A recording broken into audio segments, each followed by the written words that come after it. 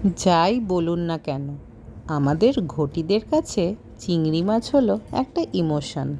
গঙ্গার ধারে থাকার একটা সুবিধা হলো একেবারে গঙ্গার টাটকা মাছ পাওয়া যায়।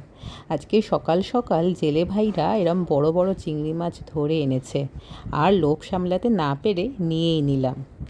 এদিকে আমার কর্তামশাই বাজার থেকে পাবদা মাছ কিনে এনেছে। পাবদা মাছের স্বাদও কিন্তু কোনো অংশে কম নয়। এছাড়াও উনি কিনে এনেছেন রুই মাছ, একেবারে জ্যান্ত রুই মাছ।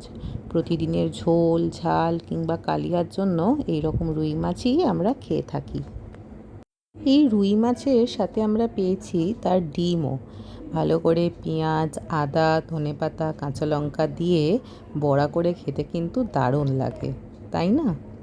মাছ খেলে পেট ঠান্ডা রাখে, মন ভালো রাখে।